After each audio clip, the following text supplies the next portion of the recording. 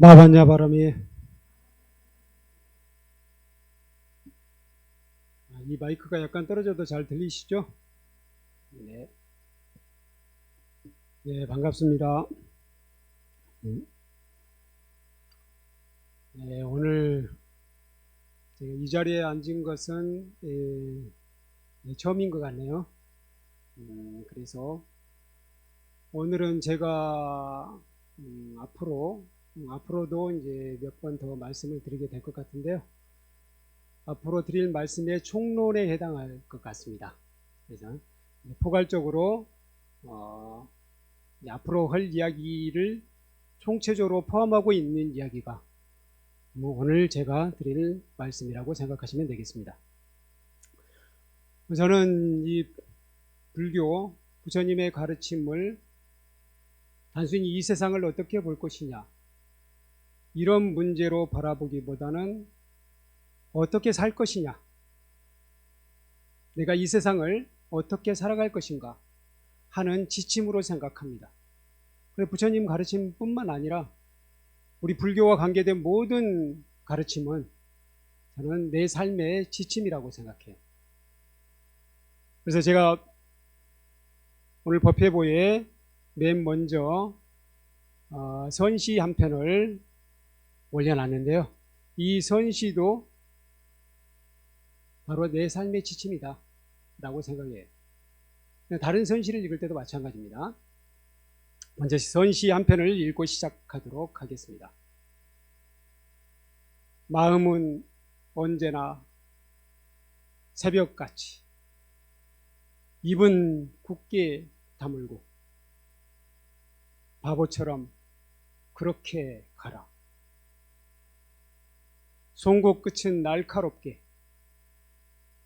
밖으로 보이지는 말라. 그래야 멋진 수행자니라. 이 시는 진각개심 스님, 진각개심 스님 혹시 들어보셨어요? 송광사, 옛날 이름은 수선사였습니다. 송광사의 2대 교주셨어요. 2대 사주라고 하는데요. 그러면 초대 사주는 누구셨죠? 초대 사주는 보조진울 스님이시잖아요. 보조진울 스님 다음으로 수선사의 총책임을 맡으셨던 스님이 진각개심 스님이에요. 진각개심 스님이 또 유명한 게 또 있어요.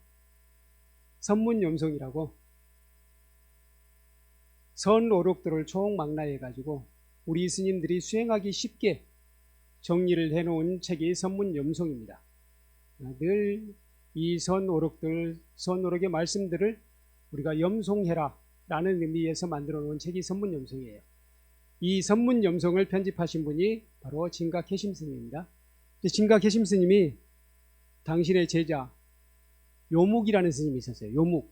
아마도 요묵이라는 스님의 이름을 지어주면서 이 시를 함께 써드린 것 아닌가 하는 생각이 들어요. 그래서 이 시 안에 보면은 요묵이라는 글자가 들어있습니다. 한자를 한번 보세요. 한자를 보시면은 심상요요 구상목 차작반치 방시득 사대장추 불로첨 심영호수 지인소식 이렇게 되어 있죠.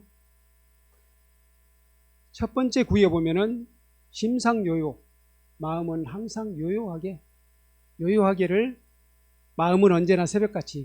이 번역은 누가 하셨냐면은 석지연 스님이라고 계셔요. 석지연 스님이라고 아주 문학적인 재능이 뛰어나신 분이 계십니다. 이 석지연 스님이 이렇게 번역을 하셨어요. 요요를 새벽같이라고 번역을 하셨어요. 그러니까 요요 마칠 요자잖아요. 이거 분명하다라는 뜻도 있습니다. 그러니까 마음을 항상 명백하게 위지해라, 명료하게 위지해라 라는 의미가 들어있습니다.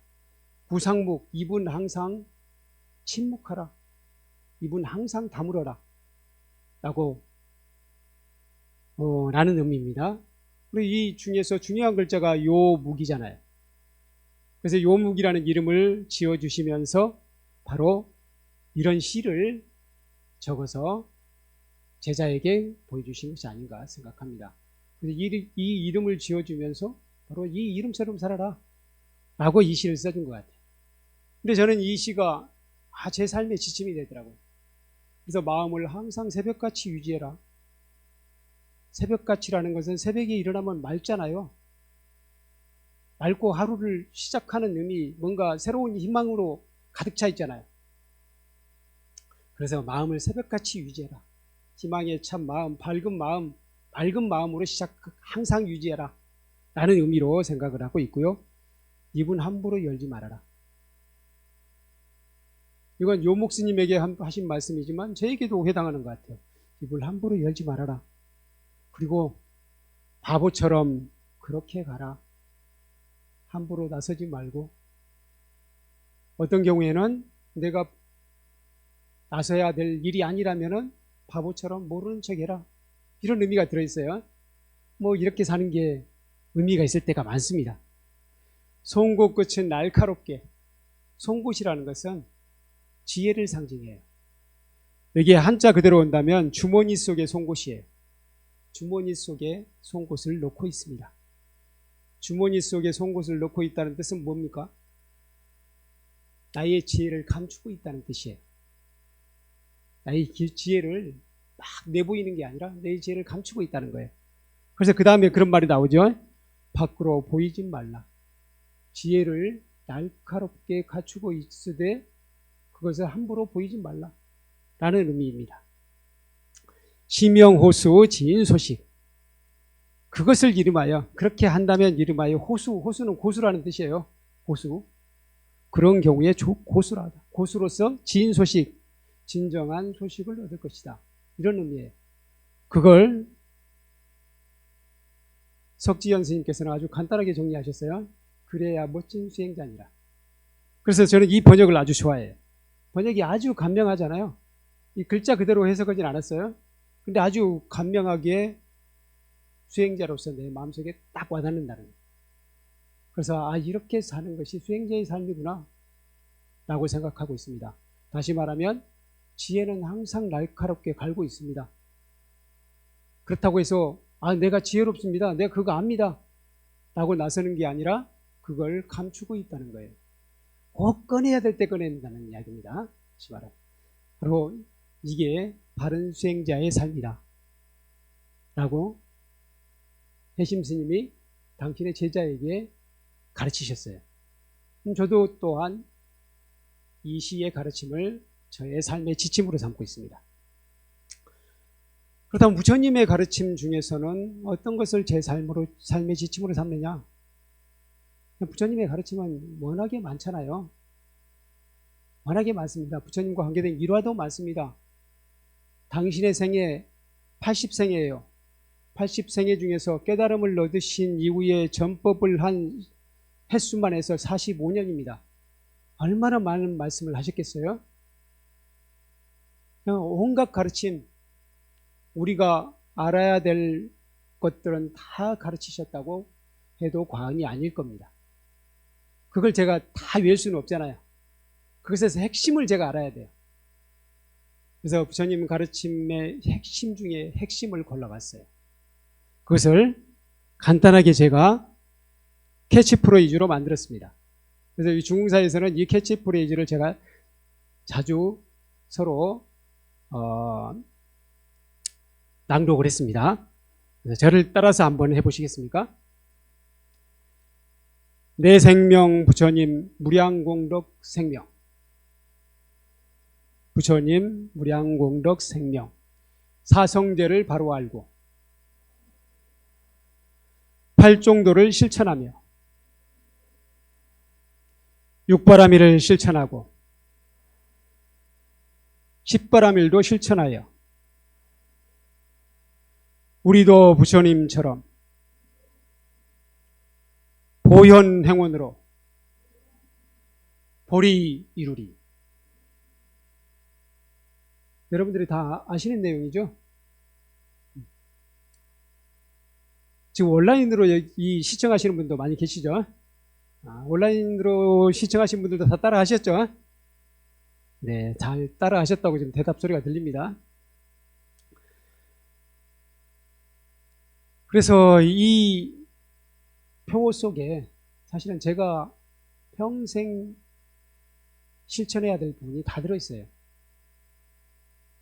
물론 여러분들이 실천해야 될 부분도 다 들어있겠죠.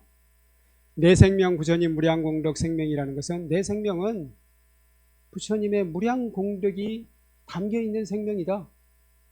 사실 이 말씀 속에 다 들어있어요. 그러면 우리는 어떻게 살아야 됩니까? 내 생명, 내 목숨에 부처님의 무량공덕이 들어있다는 거예요. 그럼 어떻게 살아야 돼요? 부처님처럼 살면 되잖아요. 그렇죠? 사실 이 말 속에 다 들어있어요. 부처님처럼 살면 돼요. 근데 부처님처럼 살면 된다고 하면은 구체적으로 어떻게 실천할지를 모르는 분이 있을까 봐서 또 부처님께서 구체적으로 말씀을 하셨어요. 첫 번째로 사성제를 바로 알고. 그래서 오늘 제가 드린 말씀은 사실상 사성제입니다. 이걸 전부 다 이야기하기에는 시간이 좀 부족할 거예요. 사성제 안에 나머지 말씀도 다 들어있습니다. 오늘 제가 주로 드릴 말씀은 사성제가 되겠습니다. 근데 사성제 모르시는 분 없어요. 그렇게 쉬운 것을 지침으로 삼으십니까? 라고 반문하실지도 모르겠네요. 사성제 잘 아시잖아요. 사성제 모르시는 분 없잖아요. 그렇죠? 사성제 간단하게 이야기하면 뭡니까? 고진멸도입니까? 고진멸도. 근데 이 고진멸도, 이 넉자에 부처님의 모든 가르침이 포함되어 있다고 생각하시면 됩니다. 다른 것은 조금 더 구체적으로 말씀하신 거예요. 좀 더 자세하게 설명한 것일 뿐이지 어떤 것도 이 사성제를 벗어나지는 않습니다. 이 사성제에 대해서 한번 생각을 해보죠. 고라는 것은 그냥 고통이라고 생각하지 마시고요. 문제의식이라고 생각하시고, 문제의식. 왜냐하면 고통이라고 생각하면 우리 삶이 전부 다 고통이다? 꼭 그건 아니잖아요. 즐거울 때가 더 많잖아요. 아닙니까? 괴로울 때가 더 많으십니까? 뭐 즐거울 때도 있고 괴로울 때도 있어요. 희로, 애락이 다 있습니다. 우리에게는 희로, 애락, 애오욕이 다 있어요. 그래서 있을 때는 즐겁고 있을 때는 뭐 괴롭고 합니다. 근데 그럼에도 불구하고 고라는 말로 한마디로 정리한 이유는 근본적으로 결국에는 근본적인 속성은 괴로움이다 라고 생각하셔서 고라고 하신 거예요. 근본적으로는 고예요. 왜 고냐? 아니, 기쁠 때도 있는데요. 근데 그 기쁨이 영원합니까?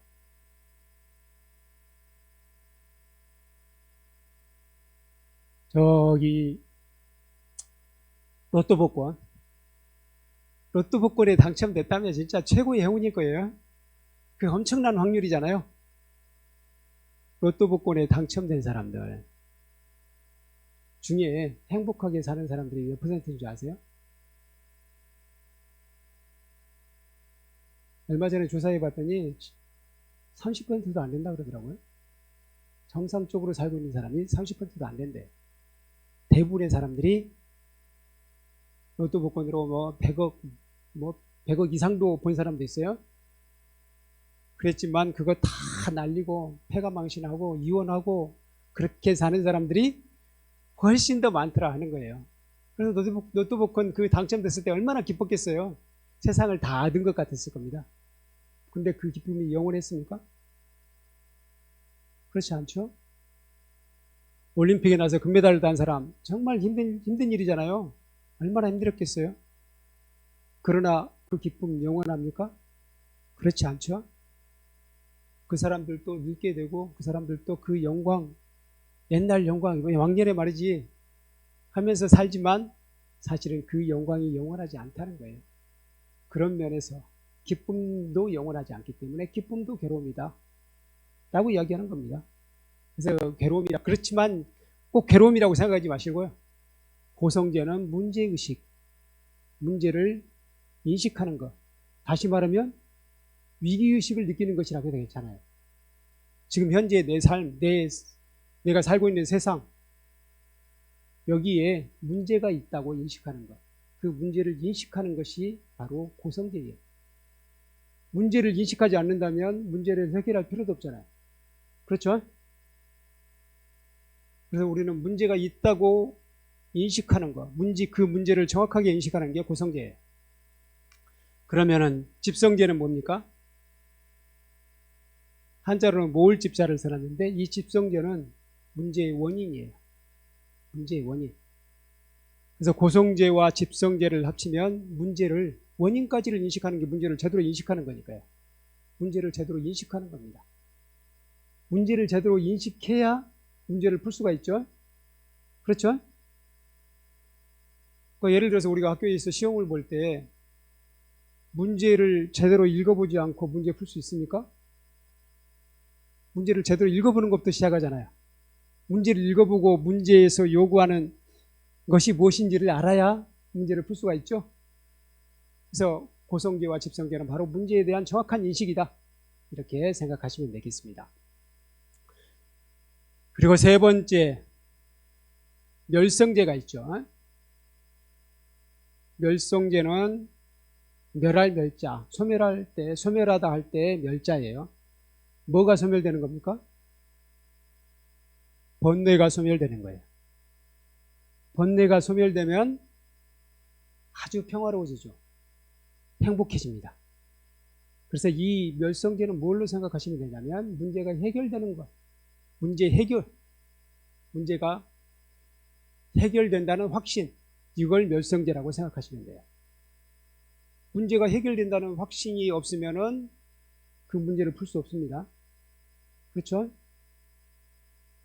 문제가 해결된다는 확신을 가지고 마지막에 도성제를 실천합니다. 도성제는 뭐겠어요, 그러면? 해결 방법이겠네요. 그렇죠? 문제 해결 방법입니다. 그래서 문제 해결 방법으로 부처님은 구체적으로 뭐라고 말씀하셨죠?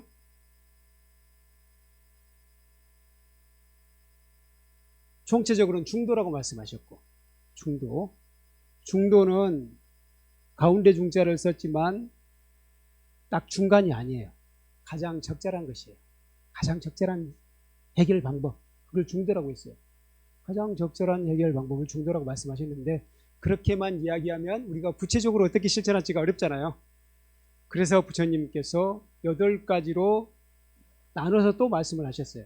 그 8가지가 뭡니까? 8가지가 뭐예요?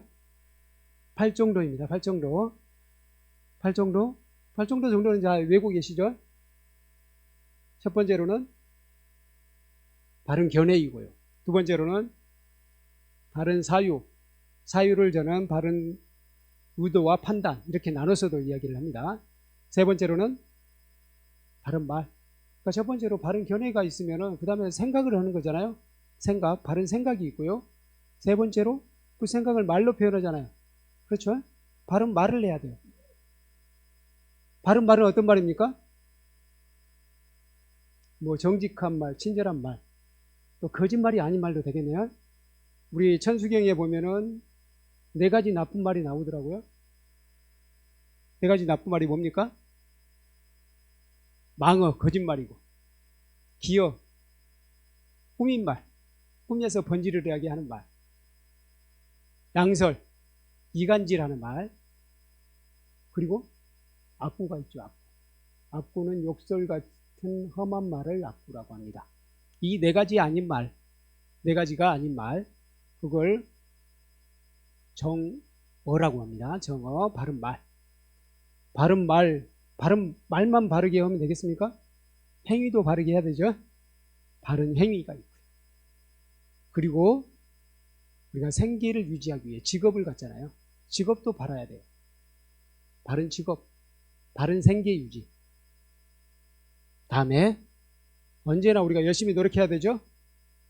바른 정진. 또 바른 정진해야 돼요. 바른 일에 정진하지 않는 경우도 있잖아요. 예를 들어서 어떤 사람들 보면은 도둑질하는데 열심히 사람도 있잖아요. 그렇죠? 그래서 바른 정진이란 말이 나온 거예요. 바른 정진. 그 다음에 바른 알아차림. 항상 부처님께서는 그렇게 말씀하셨어요. 항상 알아차리고 살아라. 네가 뭘 하는지, 네 몸이 어떤지, 네 마음이 어떤지를 알아차리고 살아야 된다 라고 말씀하셨어요. 알아차림입니다. 그리고 마지막에 바른 선정, 바른 집중, 바른 집중. 이것도 바른 집중해야 돼요. 바른 일에 집중하지 않은 경우 있어요. 진짜 집중 잘하는 사람, 도박에 집중하시는 분 엄청 집중 잘하시는 것 같아요. 그렇죠? 그거에 이제 선정이 될 것 같아요. 너무 집중을 해가지고. 그런데 그런 집중은 아니에요. 바른 집중을 해야 됩니다. 이 8가지를 하게 되면 뭐가 소멸된다? 본내가 소멸돼서 열반에 들 수 있다 라고 하는 겁니다. 이게 바로 사성제예요. 사성제. 너무 쉬운 이야기였죠? 아주 기본에 해당하는 말씀을 드렸습니다. 이 사성제를 좀 다른 경우에 한번 적용을 해볼까요? 얼마 전에 제가 소원이라는 영화를 봤어요. 소원. 혹시 보셨어요? 소원이라는 영화는 모르시겠지만 조두순이라는 이름은 아실 것 같아요. 조두순을 아시죠? 그 조두순 사건을 영화로 만든 것이 소원이에요. 아마도 그 꼬마 이름이 소원은 아닐 거예요. 근데 그 영화 속에서는 꼬마 이름을 소원이라고 했어요. 소원. 소원이라는 아이 8살입니다. 8살짜리 소원, 초등학교 2학년이에요. 이 소원이라는 아이가 어느 비 오는 날 학교로 갔어요. 학교로 가는 길에 엄마가 샛길은 위험하니까 좁은 길로 가지 말고 넓은 대로로 가라고 했어요. 근데 그날따라 걔 남자친구가 있는데 남자친구하고 그 여자애하고 약간 서로 요즘에 좀 사이가 약간 틀어졌어요. 그래서 남자애가 원래 여자친구하고 같이 학교를 가는데 그날은 기다리지 않고 그냥 먼저 가버렸어요. 그리고 엄마도 비도 오고 그러니까 소원아 내가 학교까지 바래다 줄까? 하니까 또 소원이가 엄마 해봤자 거기 뭐 200초밖에 안 걸린다 그랬던가 280초밖에 안 걸린다든가 했던가 몇 초밖에 안 걸려요. 혼자 가서 충분해요. 라고 하고는 자신있게 노란 우산을 쓰고 학교로 가는 길이었습니다. 학교로 가는 길에 50대 중반에 50대 한 중후반 되겠네요. 후반대는 한 아저씨가 비를 철철 맞으면서 다가옵니다. 다가와가지고 내가 우산이 없어서 그러는데 나에게 우산 좀 씌워주랴? 하고 이야기해. 꼬마가 굉장히 무서웠잖아요. 갑자기 아저씨가 나타나니까 얼마나 무서웠겠어요. 그럼에도 불구하고 꼬마가 굉장히 똑똑했던 것 같아. 지금 학교에 늦어서 빨리 가야 돼요. 라고 이야기합니다. 그때 이 아저씨가 확 덮쳐서 성폭행을 해요. 이 사건은 다 알고 계시죠? 저 엄청난 사건이죠.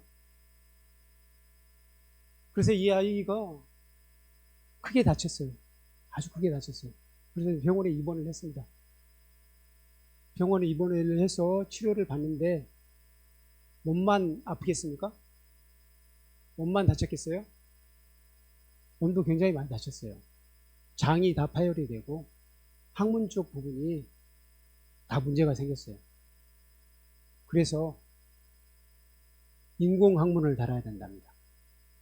그러니까 인공항문을 달아야 된다는 뜻은 다시 말하면 대변을 주머니로 다 받아내야 된다는 뜻이에요. 그러니까 평생을 그렇게 살아야 되니까 엄청난 피해죠. 근데 그래도 어쨌든 몸은 그렇게 치료를 받을 수 있을 거예요.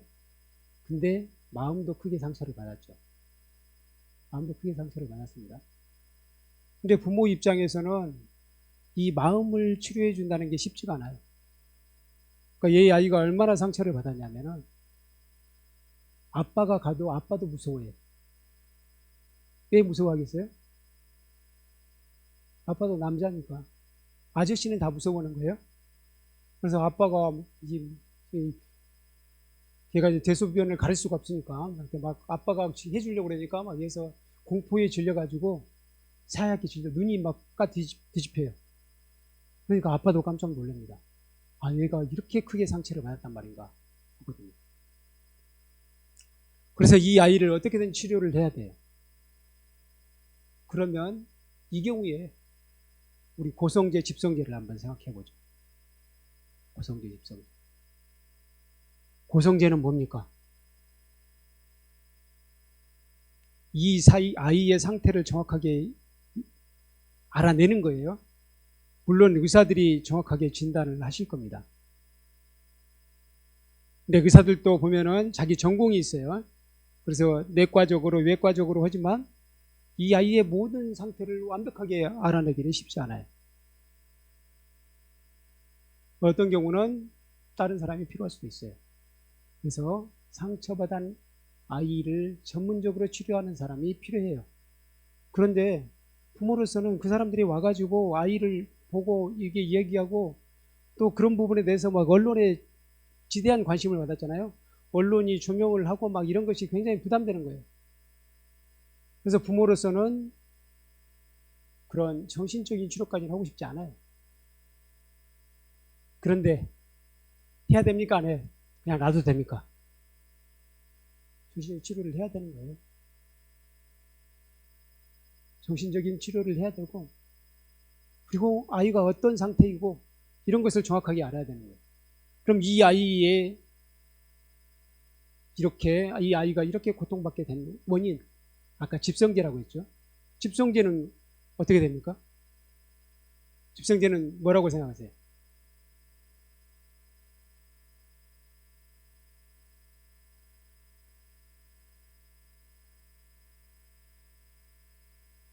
집성제 하면은 그 아이를 어떤 아저씨가 성폭행한 것. 이게 집성제입니까? 그것도 집성제일 수 있어요. 그것도 집성제일 수 있는데 이 아이가 깊이 상처를 받았다. 그로 인해서 깊이 상처를 받았다. 그게 집성제라고 봐야 돼요. 그러니까 이 아이가 지금 정상적인 사유를 할 수 없을 정도로 사람들을 완전히 기피할 정도로, 그러니까 아버지가 가도 아이가 이불을 뒤집어 쓰고 있습니다. 아버지를 그대로 쳐다볼 수가 없어요. 아버지하고 대화할 때도 이불을 뒤집어 쓰고 이야기를 해요. 그러면 이것의 집성제는 뭐냐? 이제 성폭행을 당함으로써 깊이 상처를 받았다는 거예요. 깊이. 이 부분이 집성제예요. 그래서 이 경우는 고집성제를 한꺼번에 우리가 정확하게 판단할 수 있어야 돼요. 이 아이의 상태, 그것의 원인은 바로 한 남성에 의해서 깊이 상처를 받았는데 그게 아주 뼛속 깊이 들어갔다는 거예요. 그걸 정확하게 인식하는 거, 이게 바로 고집성제입니다. 이 부분이 정확하게 진단이 되지 않으면 해결할 수가 없다는 거예요. 그리고 또 한편으로는 이 아이가 어떤 것을 좋아하고 어떤 부분에 마음을 열 수 있는지 그 부분까지를 잘 찾아내는 것, 그걸 고집성제라고 할 수 있겠어요. 그 다음에 멸성제. 멸성제는 이 아이가 외적으로 완전한 건강을 회복하기는 쉽지는 않죠. 아까 이야기했듯이 평생 대변을 받아낼 장치를 달고 살아야 돼요. 근데 그럼에도 불구하고 더 중요한 것은 이 아이가 정신적으로 건강한 상태를 유지하는 거잖아요. 그렇죠? 이 부분에 대한 확신을 가져야 돼요. 이 아이는 도저히 회생 가능성이 없어 라고 하면 안 되는 거죠. 그 부분에 대한 확신을 가져야 됩니다. 근데 그 아이에게는 어떤 분이 오냐면은 바로 아까 이야기했듯이 그런 성폭행을 당해서 깊이 상처받은 아이를 전문적으로 치료하는 치료사가 있었어요. 근데 그분이 전문적인 치료사가 된 이유는 그분도 자기 딸이 그런 상처를 입어서 그때만 해도 그걸 잘 몰랐어요. 그걸 어떻게든 감추려고 했어요. 그러다가 그 아이는 결국 나중에 자살했대요. 그 치료사의 딸은 자살을 한 거예요.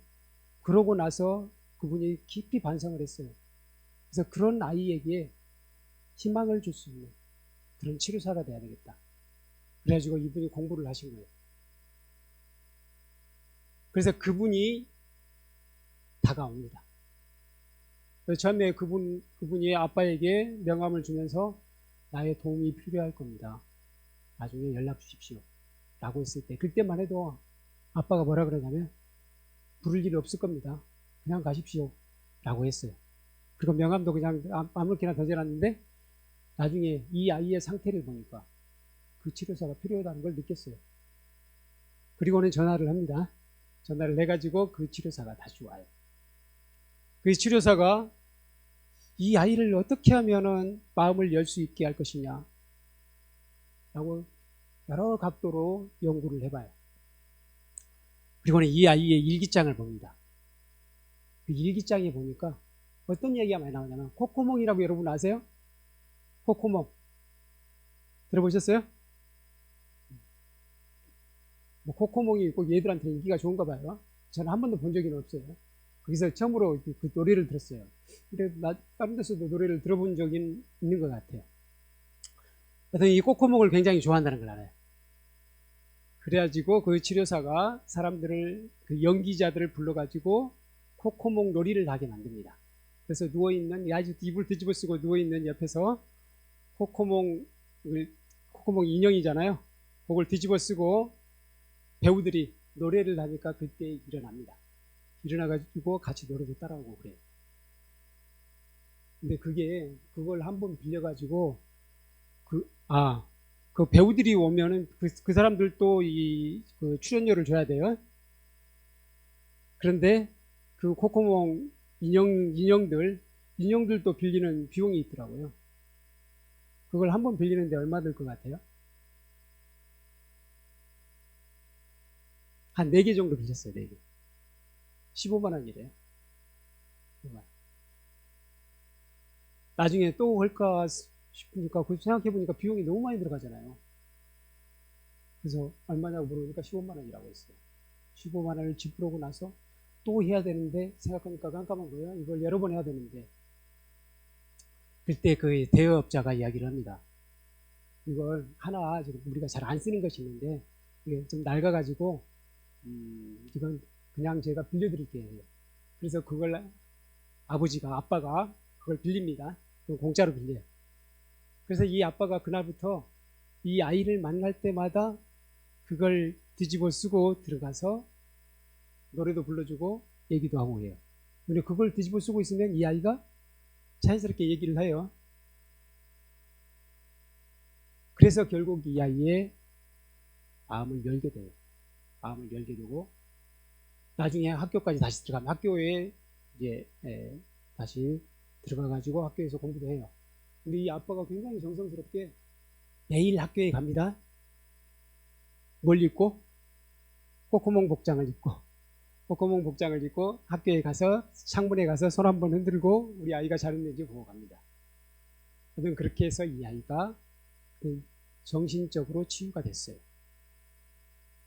그러면 멸성제는 바로 이 아이가 치유될 수 있다는 확신이고, 도성제는 뭐예요, 그러면? 콧구멍이었어요, 바로. 다른 방법으로 다 안 됐었는데, 바로 이 콧구멍 복장으로 아이에게 다가가고 콧구멍 노래를 불러주고 하니까 마음을 열었다는 겁니다. 바로 이 중도, 도성제, 가장 적절한 것이라고 했잖아요. 이게 바로 그 아이의 치유법이었어요.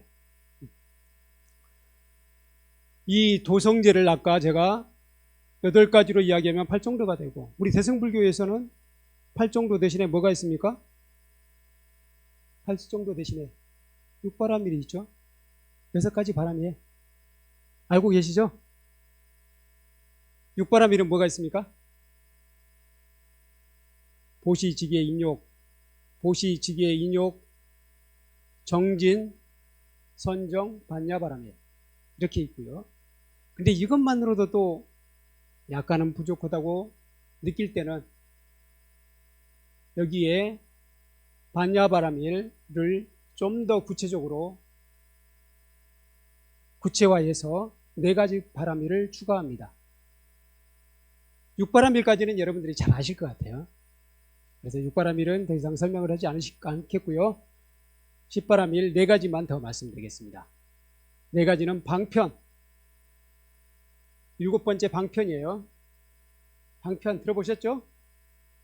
방편은 수단에 해당합니다. 또 다른 말로 이야기하면 기술이라고 해도 괜찮아요. 예를 들어서 그 아이를 아까 치료하는데 치료사 선생님이 보면 아이의 상태를 잘 봐가지고 결국 그 아이를 치료해냈잖아요. 바로 그렇게 치료할 수 있는 방편, 그게 필요하다는 거예요. 그래서 방편은 은근히 필요합니다. 그래서 우리가 열심히 공부하는 것, 이거 다 방편을 찾기 위한 거예요. 기술을 배우는 것, 방편을 찾기 위한 겁니다. 근데 그 기술만 있어도 되느냐? 그걸 할 수 있는 힘이 있어야 되잖아요. 그걸 건강도 있어야 되고, 그걸 실행할 수 있는 또 체력도 있어야 되고, 만약에 운전을 해야 된다 그러면 운전할 수 있는 능력도 있어야 되고, 기름도 있어야 되겠네요. 그게 바로 역이에요. 역바람일. 그래서 그 2가지를 합쳐서 원력이란 말 들어보셨죠? 원력. 그리고 7번째, 8번째, 9번째는 방편 원력이, 원을 빼먹었네요. 방편 원이라는 것은 뭐냐면 목표에 해당해요. 목표. 아까 목표는 소원이 같은 경우는 소원이를 치료하는 경우 원이잖아요. 소원이를 치료하는 게 바로 목표가 돼요. 그래서 목표를 설정하는 것이 원이 됩니다. 목표가 없으면은 우리는 방황하게 되죠. 그러니까 예를 들자면 우리가 내가 부산을 가야 된다 할 때, 어디를 간다 할 때 고속도로 그냥 무작정 나갔어요. 아무 목표가 없다면 어디로 갈지를 모르잖아요. 내가 행선지가 있어야 되죠. 그게 원입니다. 그리고 그 목표까지 갈 수 있는 힘, 그러니까 부산을 간다 하면은 자동차도 있어야 될 것이고 자동차에 기름도 있어야 될 거예요. 그 기름, 또 운전할 수 있는 체력도 돼야 되죠. 이걸 역에 해당하고요. 힘에 해당하고요. 마지막으로 지가 있어요. 지는 방편지 또는 분별지라고 이야기해요. 반야바람이랄 때 반야하고는 약간 다릅니다. 반야라는 것은 궁극적으로 우리가 열반을 이룰 수 있는 저언덕으로 갈 수 있는 궁극적인 지혜라고 한다면, 마지막 10바람일의 마지막 지는 분별지에 해당해요. 이 분별지는 바로 우리 세속의 지혜예요. 우리 세속에 있는 지혜 많잖아요. 여러분들은 그 세속지혜에 있어서는 저보다도 지혜로울 거예요. 그런데 그 지혜가 필요 없냐 하면 그렇지 않다는 거예요. 그 지혜가 우리를 살게 사는데 좋은 방편도 제공해주고 또 살아가는데 유익한 정보도 주고 그런 거예요. 다시 말하면 우리가 부산을 갈 수 있을 때, 부산을 가야 될 때 필요한 지도 같은 거, 내비게이션 같은 게 바로 지가 되겠네요. 이 10바람일이고, 그래서 8종로 대신 6바람일, 10바람일이 있을 수 있고요. 또 한 가지는 보현행원이 있어요. 보현행원에 대해서는 설명하지 않겠습니다. 보현행원은 일일이 설명하지는 않겠습니다. 그런데 우리 법회보를 보니까 나와 있네요. 법회보 한번 펼쳐보시겠어요? 우리는 보현행자이다. 보현행원 실천으로 정토를 구현한다. 표지에 이렇게 나와 있죠? 그래서 보현행원 10가지는 아십니까? 보현행원, 보현보살의 10대 서원 10가지는 알고 계실 것 같은데, 방금 제가 드린 8종로, 6바람일, 10바람일, 보현보살의 10대 서원, 10대 행원, 이건 제가 우리 금강정사 불자님들은 반드시 숙지하고 있어야 될 거 아닌가 하는 생각이 들어요. 스님 너무 가지수가 많아요 하시는 분들 계시죠? 그럴 때는 그 중에 한 가지를 해도 괜찮을 것 같아요. 팔정도, 팔정도는 팔정도에 좀 더 끌립니다. 팔정도를 중심으로 실천하고. 저는 육바라밀이 좋습니다 하신 분들은 육바라밀, 아니 저는 십바라밀까지 해야 딱 맞는 것 같아요 하시는 분들은 십바라밀을 실천하시고요. 또 다른 분들은 저는 보현보살의 10대 행화한 10가지가 좀 더 와닿습니다. 이 10가지를 간단하게 말씀드리면, 뭐 일일이 설명하지는 않고 이 말씀을 드리면, 첫 번째로 예경하겠습니다. 들어보셨죠?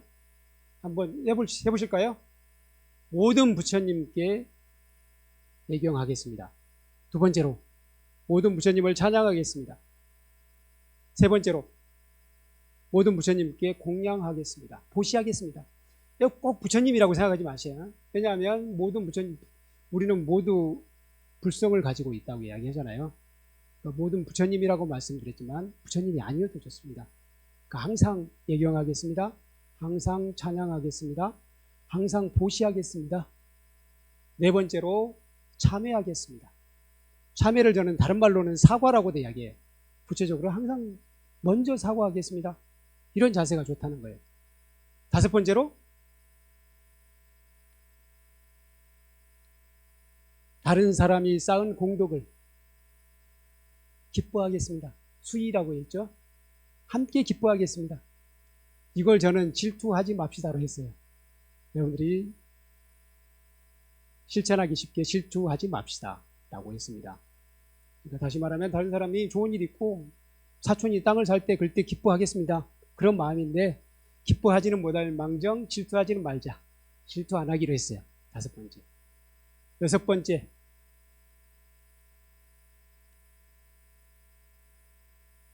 여섯 번째로 뭡니까? 청법하겠습니다. 항상 부처님뿐만 아니라 선지식을 보면은 설법하여 주기를 청하겠습니다. 다음에 일곱 번째, 부처님께서 오래 머무시기를 청하겠습니다. 들어보셨죠? 부처님께서 오래 머무시기를 청한다는 것은, 부처님은 모든 중생이 다 또 부처라고 했으니까 모든 중생이 잘 살기를 바라겠습니다. 오래 살기를 바라겠습니다. 그런 말이잖아요. 그래서 저는 방생이라고도 이야기를 했습니다. 일곱 번째고요. 여덟 번째는 부처님을 따라 배우겠습니다. 부처님을 따라 배운다는 것은 열심히 공부하겠습니다 라고 생각하셔도 돼요. 열심히 공부하겠습니다. 아홉 번째, 중생을 수순하겠습니다. 이 말 좀 어렵죠? 중생을 섬기겠습니다. 다시 말하면 모든 사람들을 섬기겠습니다. 모든 생명체를 섬기는 마음으로 살겠습니다. 그렇게 생각하시면 되고요. 열 번째로는 내가 지은 공덕을 널리 회양하겠습니다. 나 혼자만 복을 받겠습니다가 아니라 함께 복을 받겠습니다. 이런 의미죠. 바로 이 10가지예요. 이 10가지를 실천하면은 당연히 이 세상이 불국토가 되지 않겠어요? 그렇죠. 얘기를 들어보니까. 그래서 팔정도, 육바라밀, 십바라밀, 그리고 보현행자의 서원 중에 이 한 가지를 실천한다면 우리 불자로서는 저는 그 중에 어떤 것을 하든 다 만점이라고 생각해요. 그래서 앞으로도 제가 드린 말씀 다 이 범주 안에 들어갑니다. 그런 면에서 오늘은 총론적으로 여러 가지를 말씀을 드렸는데요. 좀 많았습니까? 내용이? 많았어도 복잡하진 않았죠? 네, 그런 점에서 다시 한번 아까 저와 함께 했던 그 캐치프레이즈 다시 한번 저를 따라서 해주시기 바랍니다. 내 생명 부처님, 무량공덕 생명, 사성제를 바로 알고 팔정도를 실천하며 육바라밀을 실천하고 십바라밀도 실천하여 우리도 부처님처럼 보현행원으로 보리 이루리. 네, 마치겠습니다. 감사합니다. 마반야바라미. 예, 감사드립니다. 부처님의 제자로서 갖춰야 할 올바른 태도와 자세에 대해서 큰 깨달음의 말씀을 주신 우리 승가대 수행관장이신 동명스님께 큰 찬탄의 박수 좀 부탁드리겠습니다. 예, 감사합니다.